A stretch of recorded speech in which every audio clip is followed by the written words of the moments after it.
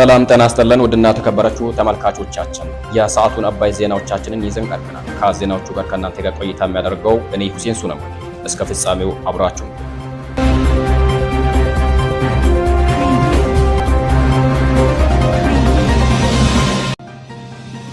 ሀገራዊ ለውጡ የሆነውን ሰባተኛ ዓመት ምክንያት በማድረግ በተለያዩ ከተሞች ህዝባዊ የድጋፍ ሰልፍ እየተካሄደ ነው።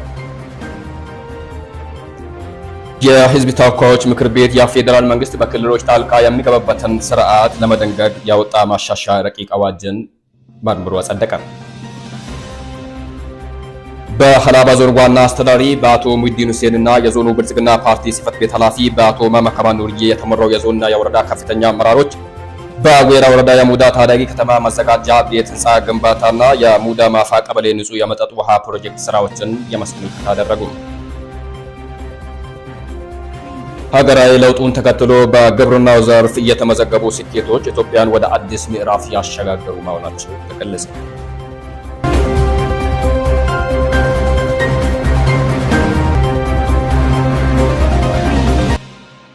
ሀገራዊ ለውጡ የሆነውን ሰባተኛ ዓመት ምክንያት በማድረግ በተለያዩ ከተሞች ህዝባዊ የድጋፍ ሰልፍ እየተካሄደ ነው።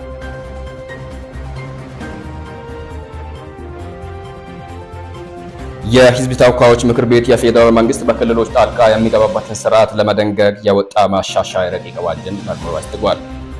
ማሻሻያው ከዚህ በፊት የነበረውን የጊዜያዊ አስተዳደር የጊዜ ቆይታ ማራዘም የሚያስችል ነው። አባዱ ወይነህ ተጨማሪ አለው። መደበኛ ጉባኤው የፌዴራል መንግስት በክልሎች ጣልቃ የሚገባበትን ስርዓት ለመደንገግ የወጣው ማሻሻያ ረቂቅ አዋጅ አጽድቋል። አዋጁ በክልሎች የጊዜያዊ አስተዳደር የጊዜ ቆይታ ማራዘም የሚያስችል ነው።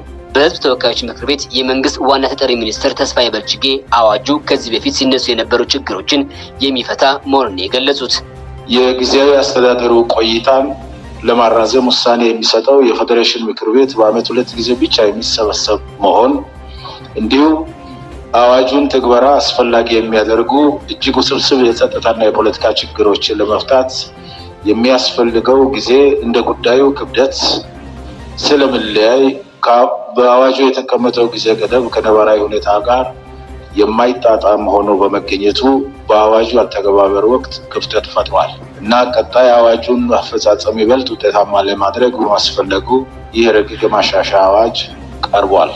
የህዝብ ተወካዮች ምክር ቤት አባላት የፌዴራል መንግስት በክልሎች ጣልቃ የሚገባበትን ስርዓት ለመደንገግ የወጣው ማሻሻያ ረቂቅ አዋጅ ወቅታዊና አስፈላጊ መሆኑን የጠቀሱት ትግራይ አካባቢ ያለውን ነገር ለማስተካከል እየተከደበት ያለው ሁኔታ ጥሩ ነው። ይሄ የተከበረው ምክር ቤት ያው እስከነስሙ የህዝብ ተወካይ ነው። የህዝብ ተወካይ ሲባል ከያስከበ የሀገራችንን ህዝብ ነው የሚመለከተውና ከዚህ አኳያ የቀረበው ማሻሻያ የተዘለሉ ነገሮች ከዚህ የተጠቆመው ነገር ታሳቢ ተደርጎ ቢጸድቅ ጥሩ ነው። የፌዴሬሽን ምክር ቤት በአመት 2 ጊዜ ብቻ የሚገናኝ ስለሆነ ይህንን ችግር ለመፍታት በአንድ በኩል ለአፈ ጉባኤው ስልጣን ለመስጠት ነው። የአፈ ጉባኤው ስልጣን ደግሞ አቢዩዝ እንደማያደርግ ፉል ፓወር ደግሞ ለፌዴሬሽን ምክር ቤት ስልጣን ይሰጣል። ስለዚህ እኔ በጣም አስፈላጊ ማሻሻያ ስለሆነ ተቀበለን ብናጸድቀው የሚል የድጋፍ ሀሳብ ለመስጠት ነው የቀረበልን ማሻሻያ።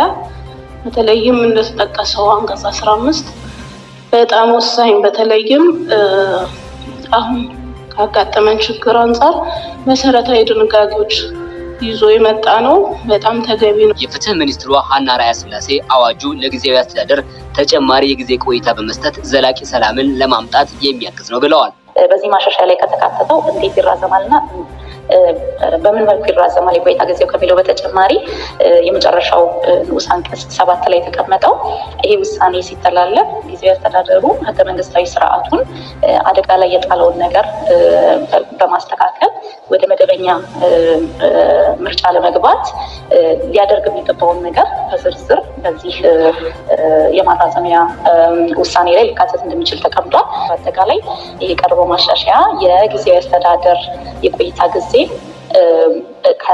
በክልሉ ካለው ነባራዊ ሁኔታ የጸጥታ የፖለቲካ ሁኔታ አኳያ በማራዘም ዘላቂ ሰላምን ለማስገኘትና ህገ መንግስታዊ ስርዓቱን ለመጠበቅ ጥሩ መደላድል የሚያስቀምጥ ነው ማለት ነው። አዋጁ በሁለት ድምጽ ታቅቦ በአብላጫ ድምጽ በዛሬው ዕለት ጸድቋል።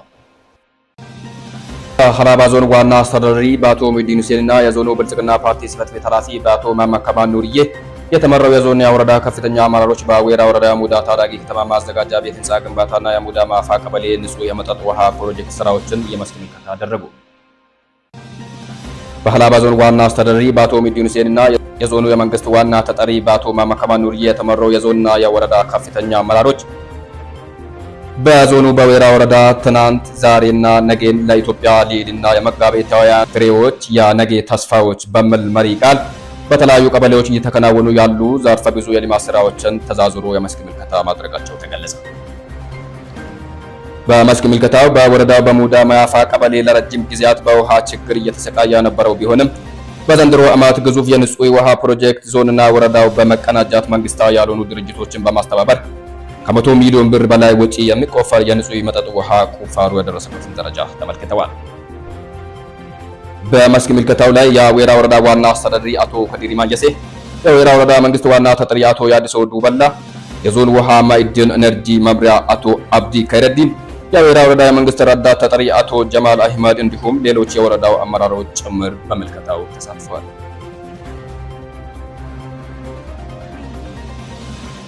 ሀገራዊ ለውጡን ተከትሎ በግብርናው ዘርፍ የተመዘገቡ ስኬቶች ኢትዮጵያን ወደ አዲስ ምዕራፍ ያሸጋገሩ መሆናቸው ተገለጸ። በዚህ ወቅት የዌራ ድጆ ወረዳ ዋና አስተዳዳሪ አቶ አብዲ አደም እንደገለጹት ሀገራዊ ለውጡን ተከትሎ በግብርናው ዘርፍ የተመዘገቡ ስኬቶች ኢትዮጵያን ወደ አዲስ ምዕራፍ ያሸጋገሩ መሆናቸውን ገልጸዋል። ባለፉት 7 ዓመታት በለውጡ መንግስታት ያጋጠሙ ፈተናዎችን በማለፍ በርካታ ድሎችን ማስመዝገብ መቻሉን አቶ አብዲ አደም ተናግረዋል። የመንግስት ዋና ተጠሪ አቶ ከይራቱ ለራጎ በበኩላቸው በኢኮኖሚው ረገድ ከለማኝነትና ከጠባቂነት አስተሳሰብ ለማውጣት እንደ ሀገርም ሆነ እንደ ክልል እንዲሁም እንደ ወረዳ ያሉንን ጸጋዎችን በማያት ወደ ምርታማነት ለማሸጋገር ብርቱ ትግል እየተደረገ መሆኑን አብራርተዋል። በግብርናው ዘርፍ እየተመዘገበ ያለውን ስኬት ዘላቂ ለማድረግ አመራሩና አባላቱ ጠንካራ ተጋድሎ በማድረግ ከተረጂነት ወደ ምርታማነት ለማሸጋገር በቁርጠኝነት ማስራት እንደሚገባቸው አቶ ከይራቱ አሳስበዋል። የዌራ ድጆ ወረዳ ምክትል አስተዳዳሪና የግብርና ጽሕፈት ቤት ኃላፊ አቶ ጎበና ሳማን እንደተናገሩት በግብርናው ዘርፍ የተመዘገበው ስኬት ተፈጥሯዊና ሰው ሰራሽ አደጋዎችን በራስ ሀብት የማቋቋም አቅም የፈጠረ መሆኑን ገልጸዋል። በዚህም በወረዳው ከለውጡ ማግስት ጀምሮ በተለያዩ አማራጭ በሚገኙባቸው ቀበሌዎች በበጋ መስኖ ተግባር የአርሶ አደሩ ምርትና ምርታማነትን ከመጨመር ባሻገር የምግብ ዋስትናቸውን ለማረጋገጥ የሚተገበረው ስራ ውጤታማ መሆኑን አመላክተዋል።